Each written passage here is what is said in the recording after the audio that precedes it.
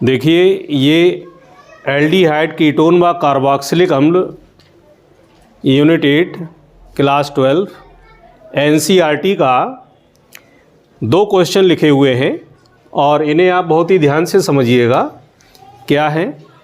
एक कार्बनिक यौगिक जिसका अणुसूत्र है C9H10O 2,4-DNP व्युत्पन्न बनाता है, टॉलिन अभिकर्मक को अपचयित करता है, कैनिजारो अभिक्रिया देता है, प्रबल ऑक्सीकरण पर वह 1,2 बेंजीन डाई कार्बोक्सिलिक अम्ल बनाता है। आपको यौगिक को पहचानना है और अभिक्रियाएं देना है। देखिए कैसे पहचानेंगे।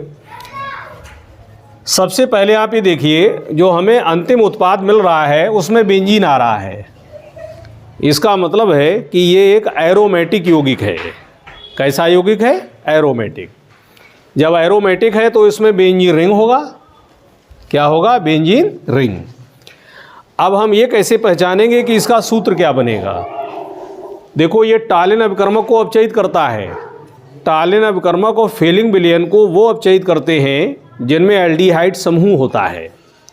कार्बोक्सिलिक अम्लों में केवल फार्मिक अम्ल ही अपचयित करता है, तो ये टॉलिन अभिकर्मक को अपचयित कर रहा है और कैनिजारो अभिक्रिया दे रहा है। इसका मतलब ये हुआ कि इसमें एक एल्डिहाइड समूह है। कैनिजारो अभिक्रिया केवल एल्डिहाइड देते हैं और वे एल्डिहाइड देते हैं जिनमें अल्फा हाइड्रोजन नहीं होता है। इसका मतलब है कि इसमें CHO समूह बेंजीन नाभिक से सीधे जुड़ा होगा। तो इसमें CHO समूह जो है वो बेंजीन नाभिक से सीधे जुड़ा होगा। अब हम ये कैसे पहचानेंगे कि इसमें 2 पोजीशन पर और भी कोई समूह लगा हुआ है? तो आप देखिए, अंतिम उत्पाद आपको मिल रहा है बेंजीन डाई कार्बोक्सिलिक अम्ल और लिखा है 1,2। इसका मतलब है कि इसके रिस्पेक्ट में ये 2 पोजीशन पर कोई दूसरा समूह भी लगा है। अब हम ये कैसे पहचानेंगे कि ये C2H5 ही होगा? तो आप देखिए, इसका सूत्र है C9H10O। हमने एक बेंजीन रिंग बनाया, ऊपर CHO लगा दिया। ठीक है, अब हम देख लेते हैं कुल कितने कार्बन हो गए। 6 कार्बन इसमें होते हैं, 1 इसमें, 7 कार्बन हो गए। 2 की कमी है तो हम इसमें 2 कार्बन की एक श्रृंखला जोड़ देंगे। हाइड्रोजन गिनेंगे, 10 होने चाहिए। हो कितने रहे भाई? 1 2 3 4, ये 5 और 5 की कमी है। इसका मतलब है हाइड्रोजन कितने जोड़े होंगे? 5, तभी होगा C2H5। और 1 O है तो 1 O आ गया। अब इसकी अभिक्रियाएं दे दीजिए। आपने पहचान लिया, ये है 2-एथिल बेंजल्डिहाइड। क्या है ये? 2-एथिल बेंजल्डिहाइड। अब इसकी अभिक्रियाएं दे दूँ। ये है 2,4 डाई नाइट्रोफेनिल हाइड्राजीन, जिसे DNP कहते हैं।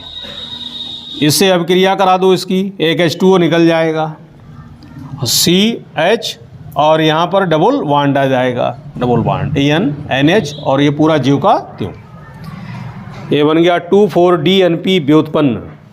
इसका नाम होता है 2,4 डाई नाइट्रोफेनिल हाइड्राजोन व्युत्पन्न। अब कह रहा है कि ये टॉलिन अभिकर्मक को अपचयित करता है। तो आप जानते हो कि CHO समूह है, जब टॉलिन अभिकर्मक से क्रिया कराओगे तो CHO COOH में बदल जाएगा। अब ये COOH हो गया और ये बन गया रजत दर्पण। इसका नाम हो जाएगा 2-एथिल बेंजोइक अम्ल।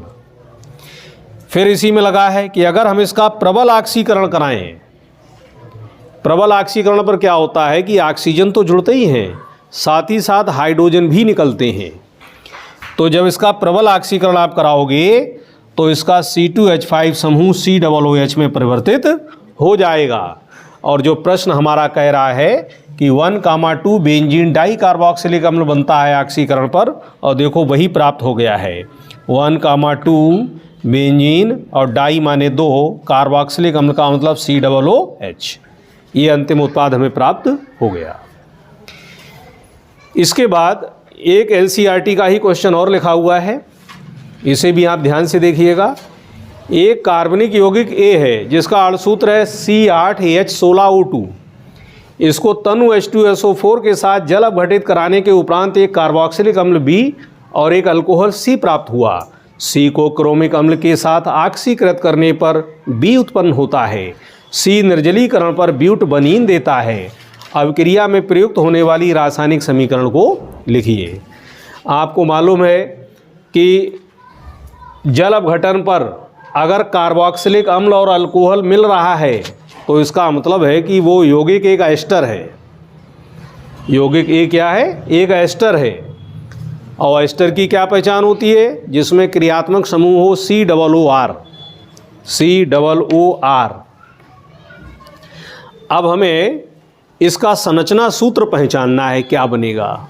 तो ये हमारा सवाल ही बता देगा क्या बनेगा। देखो कैसे कह रहा है, C को क्रोमिक अम्ल के साथ ऑक्सीकृत करने पर B उत्पन्न होता है, अल्कोहल B बनता है। अगर आप अल्कोहल C का ऑक्सीकरण कराएंगे तो कार्बोक्सिलिक अम्ल B बनेगा। आप जानते हो ऑक्सीकरण पर ऑक्सीजन जुड़ते हैं और हाइड्रोजन निकलते हैं, कार्बन की संख्या में कोई प्रभाव नहीं पड़ता है। इसका मतलब ये हुआ कि इसमें अल्कोहल और कार्बोक्सिलिक अम्ल में कार्बन परमाणुओं की संख्या बराबर होगी। देखिए कैसे बराबर होगी। अब हमें ये तो पता है कि एस्टर है ये। अब हमें दोनों तरफ कार्बन परमाणुओं की संख्या बराबर रखनी है। तो हम क्या काम करेंगे कि COOR, R के स्थान पर 4 कार्बन की एक श्रृंखला बना देंगे। अब इधर 4 कार्बन हो गए, अब 4 कार्बन इधर ले लो, एक तो है ही C और 3 कार्बन और जोड़ दो और संयोजकता पूरी कर दो। तो आप देखिए ये इस अणुसूत्र का पालन कर रहा है। C8 4 4 8, H16 3 2 5 2 7 2 9 2 11 2 13 और 3 16 और 2 O। अब इसका IUPAC नाम क्या हो जाएगा? सबसे पहले इस R का नाम आता है। R है ब्यूटिल, तो ब्यूटिल आ गया। 4 कार्बन की श्रृंखला ब्यूट, सिंगल बॉन्ड इन, और इसका अनुलग्न होता है O8, ब्यूटिल ब्यूटेन O8। ये आपका यौगिक A हो गया।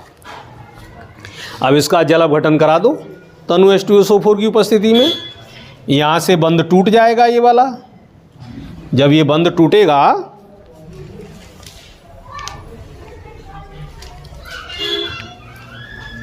ऐसे करके, ये H इधर आ जाएगा, OH इधर आ जाएगा। तो ये हो गया COOH, 4 कार्बन का अम्ल बन गया ब्यूटेनोइक अम्ल। ये आपका कार्बोक्सिलिक अम्ल B बन गया। और 4 कार्बन का अल्कोहल बन गया 1 2 3 4, 1 2 3 4, ब्यूटेन 1 या ब्यूटेनॉल, जिसे हम लोगों ने C माना है। अब कह रहा है कि अगर हम C का ऑक्सीकरण करा दें तो कार्बोक्सिलिक अम्ल B मिल जाता है। अब C का ऑक्सीकरण करा दो। आप जानते हो प्राथमिक अल्कोहल ऑक्सीकरण पर पहले एल्डिहाइड देते हैं और बाद में कार्बोक्सिलिक समूह में परिवर्तित हो जाते हैं। यहाँ से H2 और एक O मिलकर H2O निकाल दो और इसका एक O इसमें लगा दो, COOH हो जाएगा। COOH हो गया, बन गया ब्यूटेनोइक एसिड B। फिर कह रहा है कि अगर हम C का निर्जलीकरण कराएं तो हमें ब्यूट 1 प्राप्त होता है। तो इसका निर्जलीकरण करा दो भाई। ये ब्यूटेन 1 है अल्कोहल C, ये वाला कार्बन OH देगा और इसका पड़ोसी कार्बन ये H देगा। H और OH मिलकर के H2O निकाल दो। जब आप H2O निकाल देंगे तो कार्बन कार्बन के बीच में कौन सा बॉन्ड आ जाएगा? डबल बॉन्ड आ जाएगा, क्योंकि हमें संयोजकता 4 पूरी रखनी होती है। बन गया ब्यूट 1। तो इस तरह से आपको एक एक रिएक्शन को समझते हुए और बहुत अच्छे से इसको तैयार कर लेना है।